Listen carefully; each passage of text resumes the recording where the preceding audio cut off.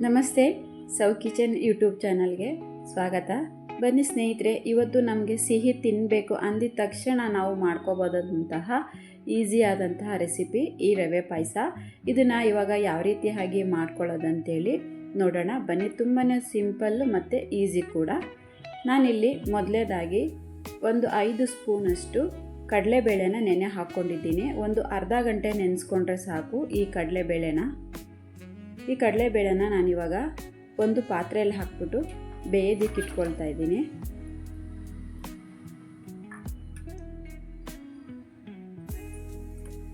ಇದನ್ನು ಬೇಯಿಸ್ಕೊಳ್ಳೋಣ.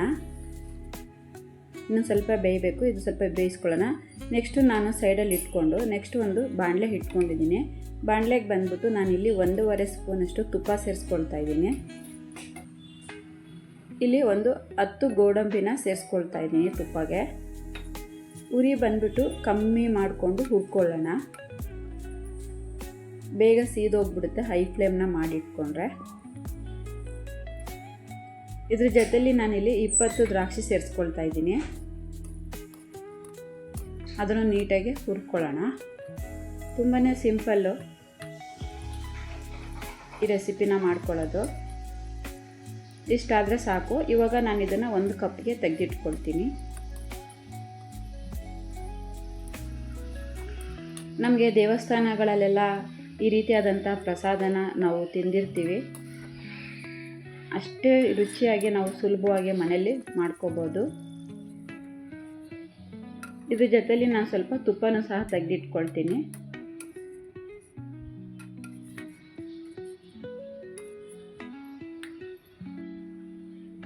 ನೆಕ್ಸ್ಟು ಅದೇ ಬಾಣಲೆಯಲ್ಲಿ ನಾನಿಲ್ಲಿ 3/4 ಕಪ್ಪಷ್ಟು ರವೆನ ಸೇರಿಸ್ಕೊಳ್ತಾ ಇದ್ದೀನಿ. ರವೆ ಬಂದ್ಬಿಟ್ಟು ನಾವು ರೆಗ್ಯುಲರ್ ಆಗಿ ಉಪ್ಪಿಟ್ಟು ಮಾಡೋದಕ್ಕೆ ಬಳಸ್ಕೊಳ್ತೀವಲ್ಲ, ಆ ರವೆನ ಸೇರಿಸ್ಕೊಬೇಕು. ಸೇರಿಸ್ಕೊಂಡು ನಾನು ಹುರ್ಕೊಳ್ತಾ ಇದ್ದೀನಿ. ಅದನ್ನು ಸೇರಿಸ್ಕೋಬಾರ್ದು, ಒಂದೇ ಸಮ ಉರಿಯಲ್ಲಿ ನಾವು ಸಮವಾಗಿ ಹುರ್ಕೋಬೇಕು. ನಾನು ಸಹ ಅದೇ ರೀತಿಯಾಗಿ ಹುರ್ಕೊಳ್ತಾ ಇದ್ದೀನಿ.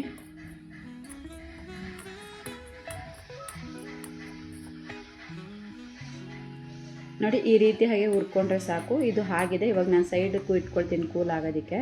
ನೆಕ್ಸ್ಟು ನಾನು ಇನ್ನೊಂದು ಪಾತ್ರೆ ಇಟ್ಕೊಂಡಿದ್ದೀನಿ ಗ್ಯಾಸ್ ಮೇಲೆ. ಇಲ್ಲಿ ಬಂದುಬಿಟ್ಟು ನಾನು ಯಾವ ಕಪ್ಪಲ್ಲಿ ರವೆ ತೊಗೊಂಡಿದ್ದೀನೋ ಅದೇ ಕಪ್ಪಲ್ಲಿ ನಾನಿಲ್ಲಿ 4 ಕಪ್ ಅಷ್ಟು ನೀರನ್ನ ಸೇರಿಸ್ಕೊಳ್ತೀನಿ. ಒಟ್ಟು 4 ಕಪ್ ಸೇರಿಸ್ಕೊಂಡಿದ್ದೀನಿ ನೀರನ್ನ.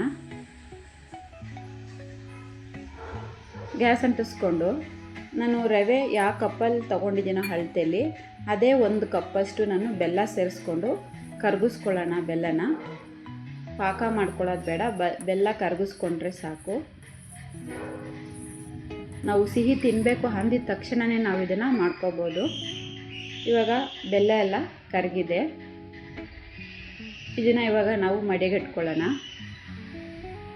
ನಾನಿಲ್ಲಿ ಒಂದು ಕಡಾಯಿ ಇಟ್ಕೊಂಡಿದ್ದೀನಿ. ಕಡೆಗೆ ನಾನು ಮಡಿಗಟ್ಕೊಳ್ತೀನಿ. ಕಡಾಯಿಗೆ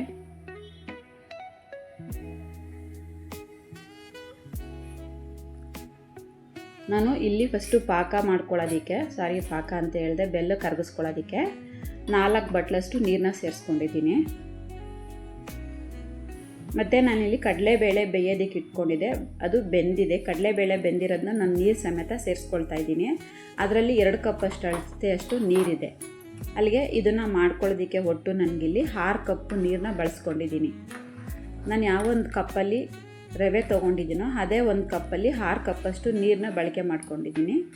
ನೋಡಿ, ಒಂದು ಕುದಿ ಬರಲಿ. ಕಡಲೆಬೇಳೆ ಬಂದ್ಬಿಟ್ಟು ಈ ರೀತಿಯಾಗಿ ಬೆಂದಿರಬೇಕು. ಬೆಂದಿರೋ ಅಂಥದ್ದನ್ನ ನಾನು ಬೆಲ್ಲದಾಗ ಪಾಕದೊಳಗಡೆ ಸೇರಿಸ್ಕೊಳ್ತಾ ಇದ್ದೀನಿ. ಸೇರಿಸ್ಕೊಂಡು ಇದೊಂದು ಕುದಿ ಬರಬೇಕು. ಇವಾಗ ಇದು ಒಂದು ಕುದಿ ಬಂದಿದೆ. ಈ ರೀತಿಯಾಗಿ ಕುದಿಯೋ ಟೈಮಲ್ಲಿ ನಾವು ರವೆ ಹುರಿದು ಇಟ್ಕೊಂಡಿರೋ ಅಂಥದ್ದನ್ನ ಸೇರಿಸ್ಕೊಳ್ಳೋಣ.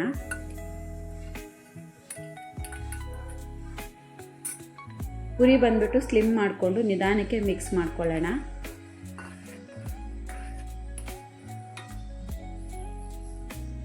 ನಾನಿಲ್ಲಿ ರವೆ ಸೇರಿಸ್ಕೊಂಡು ಮಿಕ್ಸ್ ಮಾಡ್ಕೊಂಡ್ಮೇಲೆ ನಾನೊಂದು 4 ಏಲಕ್ಕಿ ಕಾಯಿನ ಕುಟ್ಬಿಟ್ಟು ಇಟ್ಕೊಂಡಿದ್ದೀನಿ. ಅದನ್ನು ಸೇರಿಸ್ಕೊಳ್ತೀನಿ ನಾನು ಇದಕ್ಕೆ.